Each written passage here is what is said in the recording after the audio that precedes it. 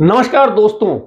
हिंदुस्तान के संसदीय इतिहास में पहली बार उपराष्ट्रपति और राज्यसभा के सभापति के खिलाफ विपक्ष की ओर से अविश्वास प्रस्ताव आया है, जिसमें उन्हें पद से और कुर्सी से हटाने की मांग की गई है। अब इसका भविष्य क्या होगा इस नोटिस का, यह बहुत स्पष्ट रूप से सबको पता है कि 14 दिन के बिना नोटिस नहीं दिया जा सकता और सत्र 20 तारीख को खत्म होने वाला है। ऐसे में सबसे पहले तो यह नोटिस का कोई मतलब नहीं रह जाता है।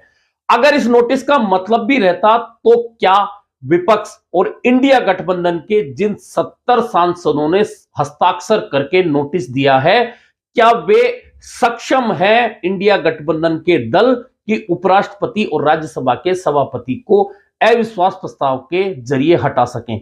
दरअसल इसके लिए एक संख्या की जरूरत होती है और राज्यसभा में कुल मिलाकर 237 की संख्या है। उनमें से एनडीए यानी कि सत्ता पक्ष के पास में 119 आज की तारीख में सदस्य हैं और 6 मनोनीत सदस्यों को जोड़ दिया जाए तो यह संख्या 125 हो जाती है। वहीं इंडिया ब्लॉक में जितने भी दल हैं उन सबकी संख्या राज्यसभा में मिलाकर कुल मिलाकर 88 है।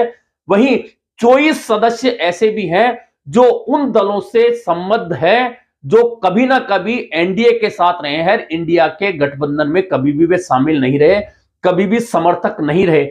ऐसे में कुल मिलाकर अगर ये मान लीजिए नोटिस आ भी जाता राज्यसभा में, संसद में इस पर चर्चा भी हो जाती, तो वोटिंग होती, तो वोटिंग के अंदर इंडिया ब्लॉक निश्चित तौर पर हारता, अविश्वास प्रस्ताव रद्द हो जाता। इसके बावजूद इंडिया गठबंधन ने ऐसा क्यों किया, तो इसके पीछे कहा यह जा रहा है कि दरअसल इस समय इंडिया गठबंधन के दलों में असमंजस बना है कि नेतृत्व कौन करे।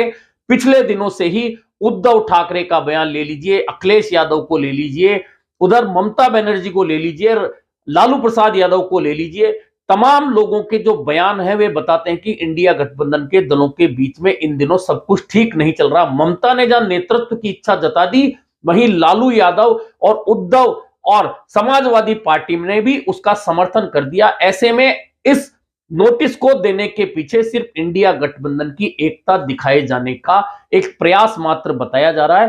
हालांकि यह भी सही है कि उपराष्ट्रपति और राज्यसभा के सभापति जगदीप धनखड़ की भेदभावपूर्ण कार्रवाई को लेकर कई बार उनकी विपक्षी इंडिया गठबंधन के दलों के नेताओं के साथ में तीखी नोकझोंक होती रही है। हालांकि इस नोटिस का अब कोई मतलब इसलिए नहीं रह जाता क्योंकि संसद का सत्र 20 तारीख को खत्म हो जाएगा।